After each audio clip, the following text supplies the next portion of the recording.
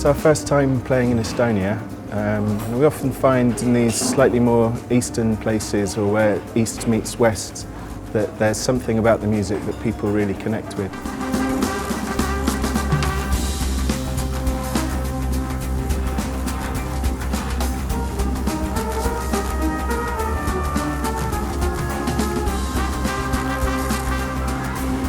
It's very difficult to describe the music of Hidden Orchestra. It's really a combination of all the different kinds of music I've been involved in through my life.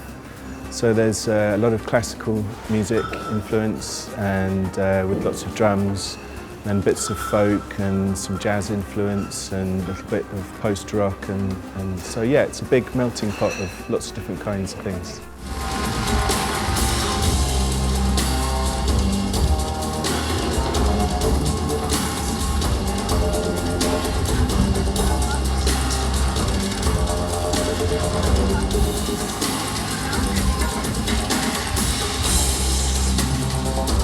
When I'm writing a track, I'll often start with maybe a sound that I've recorded wandering around in the countryside that has some rhythm to it.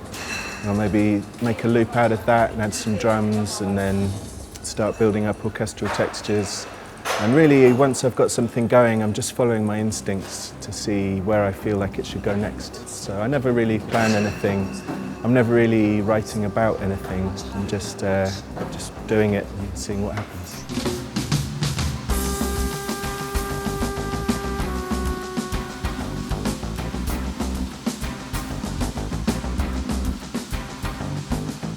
I don't really count myself as a jazz musician because I've never had any jazz training.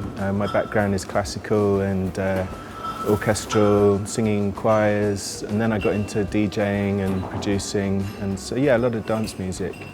So the thing that I've always got from jazz was originally jazz drum solos, and taking little snippets of that raw energy that you get, that drummer has those 4 bars to express himself. So I take little bits from that and start building patterns out of those.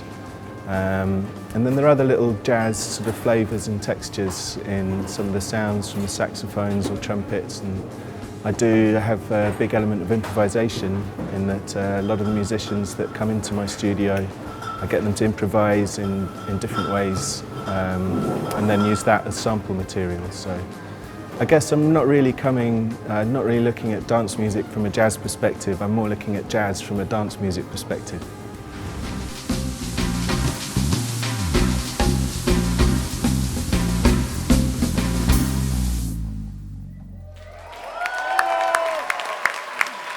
Thank you.